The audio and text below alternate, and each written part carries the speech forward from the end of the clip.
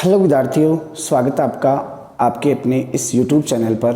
दोस्तों, मैं हूं रमेश चौधरी और आज से जो मैं आपके लिए शुरू कर रहा हूं वो Rajasthan university geography subject BA part third year का सिलेबस आपके लिए स्टार्ट कर रहा हूं। और आज जो है अपन स्टार्ट करेंगे इसमें चैप्टर नंबर फर्स्ट, जिसका नाम है दक्षिणी व दक्षिणी पूर्वी एशिया के संदर्भ में भारत। तो दोस्तों, आज के लेक्चर में अपन पढ़ेंगे कि भारत का जो विकास है, जैसी स्थिति भारत की आज दिखती है, क्या ऐसी ही स्थिति प्राचीन समय में थी। तो देखेंगे अपन कि भारत का भौगोलिक विकास कैसे हुआ, भारत का राजनीतिक विकास कैसे हुआ और भारत का सांस्कृतिक विकास कैसे हुआ। तो चर्चा करते हैं दोस्तों सबसे पहले भौगोलिक विकास के बारे में। दोस्तों, भौगोलिक विकास के बारे में देखें तो पहला जो काल था जिसे पुराजीवी महाकल्प के नाम से जाना गया, यह काल था दोस्तों 25.2 करोड़ वर्ष से लेकर 54.1 करोड़ वर्ष के बीच का समय। दोस्तों, इस समय पर जो पूरी पृथ्वी थी, पूरे जो महाद्वीप और जो महासागर थे वो अलग अलग भागों में बटे हुए थे, यानी कि सभी महाद्वीप एक जगह जुड़े हुए थे, जिनको पेंजिया कहा गया। वेगनर महोदय ने इनको क्या नाम दिया? पेंजिया। दोस्तों, अगर अपन देखें तो जिस तरीके से आप ग्लोब को देखते हो, जिस तरीके से आज आप ग्लोब को देखते हो, अलग अलग कॉन्टिनेंट है, बीच में ओशियंस है, ठीक वैसा प्राचीन समय में नहीं था। सभी महाद्वीप क्या थे? एक जगह जुड़े हुए थे और इन महाद्वीपों को क्या कहा गया था? पेंजिया। क्या कहा गया दोस्तों? पेंजिया। वेगनर महोदय ने ये नाम दिया। किसने? वेगनर ने। वेगनर ने इसे पेंजिया कहा। इस पेंजिया के उत्तरी भाग को इसने गोंडवाना लैंड क्या कहा दोस्तों? गोंडवाना लैंड। और दक्षिणी भाग को इसने कहा अंगारा लैंड।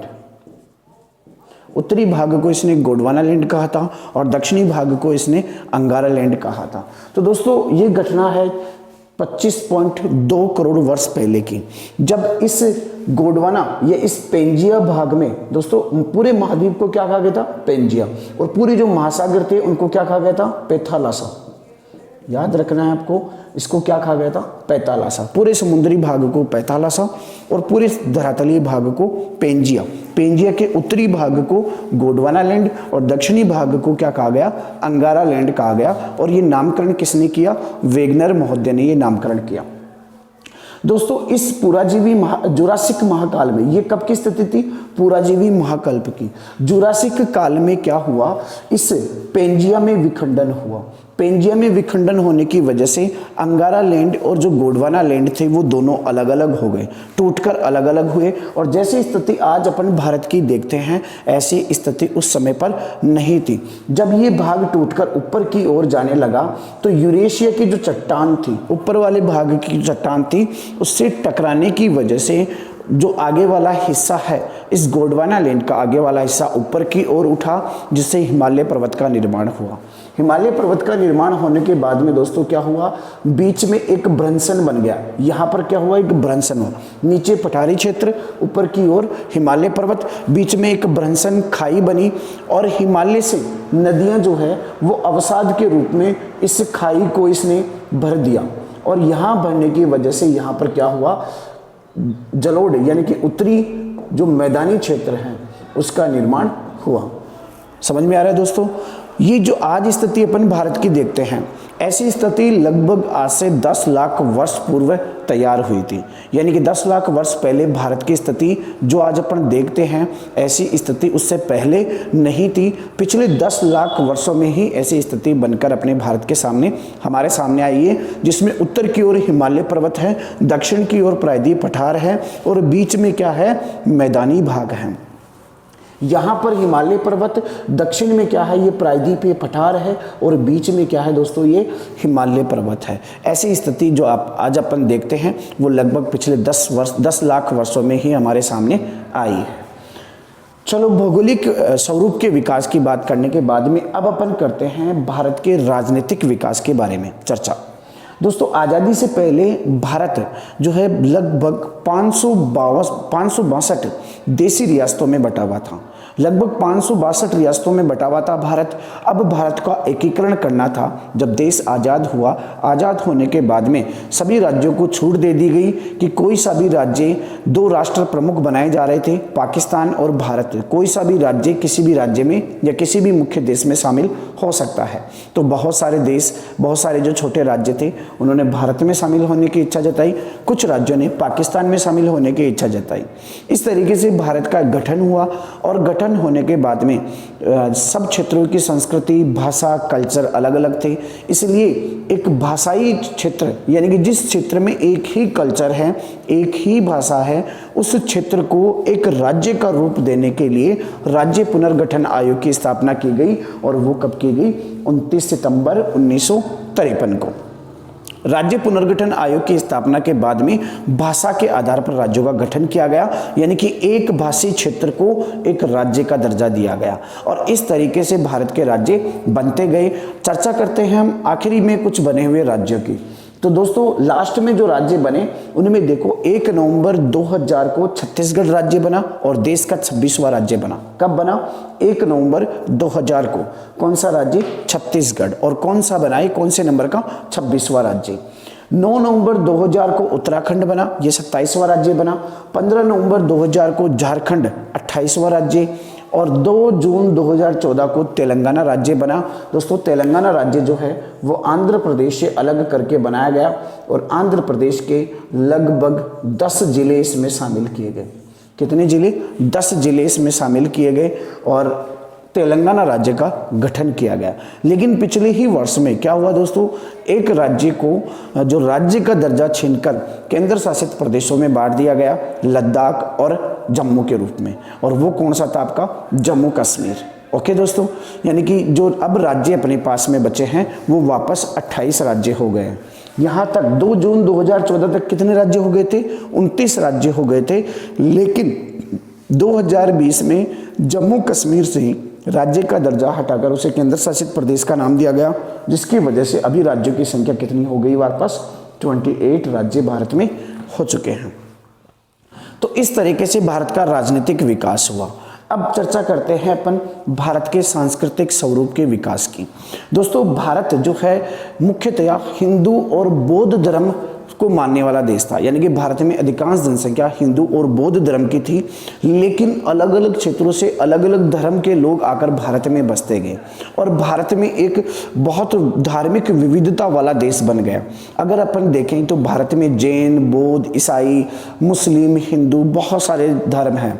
मुख्यतया उस टाइम पे भारत में 2 ही धर्म थे, एक हिंदू और दूसरा बौद्ध। लेकिन अलग अलग आक्रमणकारियों के आने से या अलग अलग धर्मों के आगमन से भारत एक बहुधार्मिक देश के रूप में सामने आया।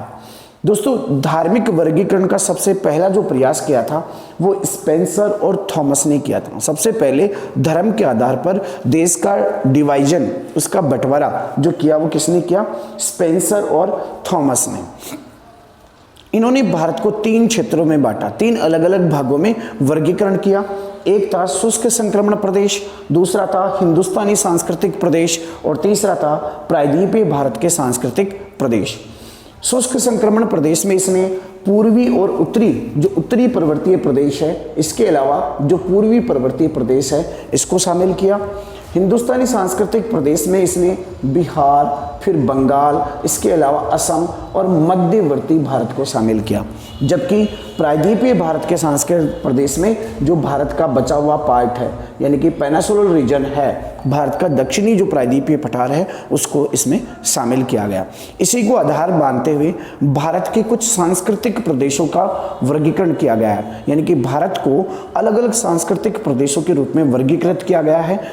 इसके बाद दोस्तों अपन देखते हैं भारत के प्रमुख सांस्कृतिक प्रदेशों के बारे में। दोस्तों, भारत को 11 अलग अलग सांस्कृतिक प्रदेशों में बांटा गया है, अलग अलग सांस्कृतिक प्रदेशों में विभाजन किया गया है।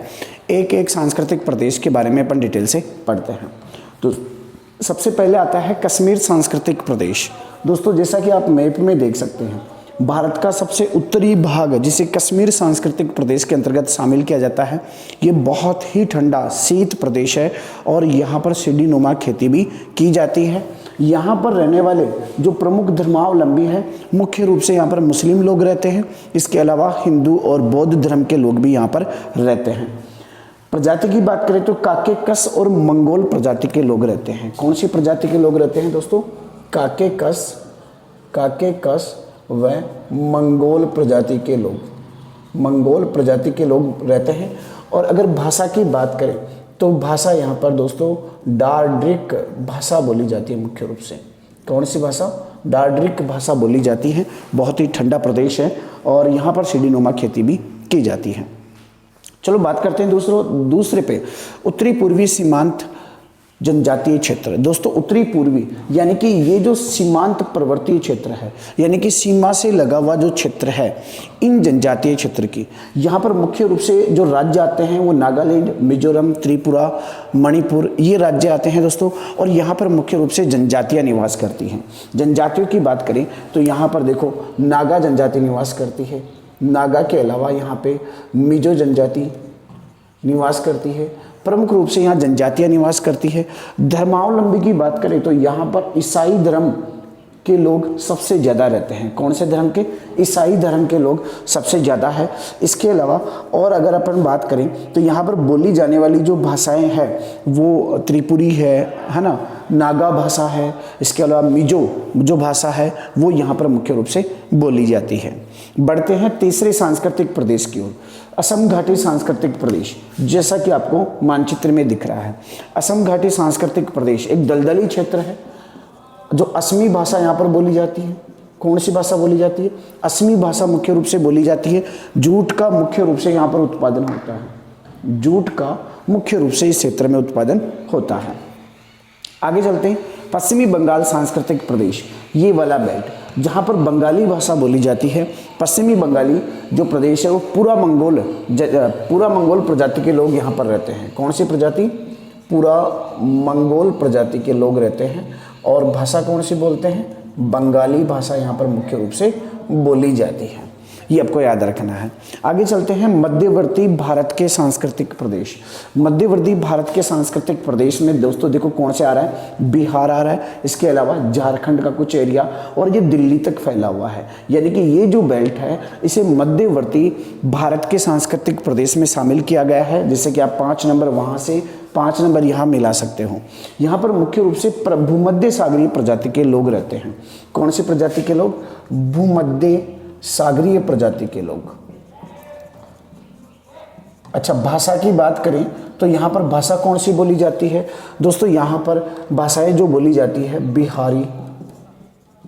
बिहारी के अलावा और अपन बात करें तो इस क्षेत्र में जो भाषाएं बोली जाती है, इसके अलावा मैथिली यहाँ पर बोली जाती है। इसके अलावा भोजपुरी भाषा भी यहाँ पर बोली जाती है। आगे चलते हैं। आगे वाला जो पॉइंट है वो पंजाब सांस्कृतिक प्रदेश, जैसा कि आपको यहाँ पर दिख रहा है। पंजाब सांस्कृतिक प्रदेश में नार्डिक प्रजाति के लोग रहते हैं। कौन सी प्रजाति के दोस्तों? नार्डिक प्रजाति के लोग रहते हैं। और नार्डिक प्रजाति के लोग कौन सी भाषा बोलते हैं? पंजाबी या फिर हिंदी भाषा ये इस्तेमाल करते हैं। कौन सी भाषा? या तो पंजाबी भाषा बोलते हैं या फिर हिंदी भाषा। जो भारत का सबसे उपजाऊ जो क्षेत्र है, जो जलोढ़ मैदान है, वो इसी सांस्कृतिक प्रदेश के अंतर्गत आता है। आगे वाला सांस्कृतिक प्रदेश है शुष्क पश्चिमी क्षेत्र। शुष्क पश्चिमी क्षेत्र के अंतर्गत दोस्तों आपका ये 7वां पॉइंट आता है, जिसमें राजस्थान, गुजरात का क्षेत्र सबसे ज़्यादा आ रहा है। कौन से राज्य आ रहे हैं? राजस्थान और गुजरात। कौन से लोग रहते हैं यहाँ पर? यहाँ पर नार्डिक प्रजाति के लोग सबसे ज़्यादा रहते हैं। जो पंजाब में है, कौन से प्रजाति के लोग? नार्डिक प्रजाति के लोग यहाँ पर मुख्यतया रहते हैं। भाषा यहाँ पर मेवाड़ी, मारवाड़ी, गुजराती ये भाषाएं मुख्य रूप से बोली जाती है। साथ ही हिंदी भाषा भी बोली जाती है। आगे चलते हैं मालाबार तटीय प्रदेश। मालाबार तटीय प्रदेश दोस्तों 8वें नंबर का मालाबार तटीय प्रदेश, ये वाला भाग जिसमें केरल का मुख्य रूप से हिस्सा आता है, महाराष्ट्र का कुछ तटीय क्षेत्र आता है। यहाँ पर निग्रोटो प्रजाति के लोग रहते हैं।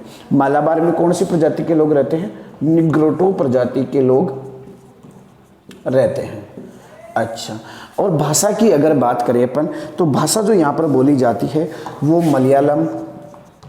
मलयालम, इसके अलावा कन्नड़, इसके अलावा कोंकणी, ये भाषाएं यहाँ पर मुख्य रूप से बोली जाती है। कौन से में? इस बेल्ट में। कौन सी? मलयालम, कन्नड़, कोंकणी, ये भाषाएं बोली जाती है। निग्रोटो प्रजाति के लोग रहते हैं और केरल का मुख्यतः इसमें हिस्सा आता है। महाराष्ट्र का भी कुछ तटीय प्रदेश इसमें शामिल होता है। आगे चलते हैं कोरोमंडलीय तटीय प्रदेश में।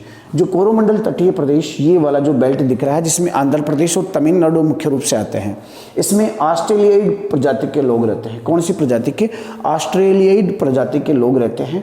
और यहाँ के क्षेत्र की अगर भाषा की बात करें तो यहाँ पर जो प्रमुख भाषा बोली जाती है वो बोली जाती है तमिल, तेलुगु। यहाँ पर ये तमिल और तेलुगु जो भाषा है वो मुख्य रूप से बोली जाती है। आगे आता है आपका कौन सा? आंतरिक दक्षिणी सांस्कृतिक प्रदेश। ये जो आंतरिक दक्षिणी सांस्कृतिक प्रदेश है, जिसको आप नंबर 10 से देख सकते हो, यहाँ पर दिनारिक प्रजाति के लोग रहते हैं। कौन सी प्रजाति की? दिनारिक प्रजाति के लोग रहते हैं। और इस बेल्ट की अगर मैं भाषा की बात करूं तो इसमें यहाँ पर हिंदी भाषा भी बोली जाती है। हिंदी के अलावा तेलुगु भी बोली जाती है। तेलुगु के अलावा यहाँ पर मलयालम भी बोली जाती है। ये मुख्य रूप से यहाँ पर ये भाषाएं बोली जाती है। और लास्ट आता है आपका द्वीप समूह, जिसमें अंडमान और निकोबार द्वीप समूह की अपन बात करते हैं। इसमें खमेर भाषा बोली जाती है दोस्तों। कौन सी भाषा? खमेर भाषा बोली जाती है। और प्रजाति की बात करें तो यहाँ पर निग्रोटो प्रजाति के लोग मुख्य रूप से रहते हैं। तो दोस्तों ये थे भारत के सांस्कृतिक प्रदेश। भारत को अपन ने 11 अलग अलग सांस्कृतिक प्रदेशों में बांटा। देखा कि कौन सा राज्य किस सांस्कृतिक प्रदेश के अंतर्गत आता है, वहाँ पर कौन सी प्रजाति के लोग रहते हैं और कौन सी भाषा वो लोग बोलते हैं। तो दोस्तों आज के लेक्चर में इतना ही।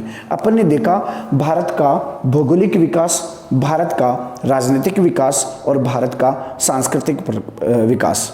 आगे वाले लेक्चर में अपन चर्चा करेंगे भारत का अपने पड़ोसी देशों के संदर्भ में कितनी सीमाएं किस देश से टच होती है, कौन कौन से देश अपने देश से टच होते हैं, यानी कि कुल मिलाकर अपने पड़ोसी देशों से भारत का संबंध कैसा है, इसके बारे में अपन चर्चा करेंगे। ओके दोस्तों, अगर आपको पसंद आया हो तो लाइक ज़रूर करें, कमेंट करके बताएं। आपका जो मोटिवेशन होगा वही मेरी रेगुलर क्लास का कारण बनेगा। तो please keep motivate me, comment करके बताएं और अगर नए हो तो सब्सक्राइब जरूर करें। Thank you so much.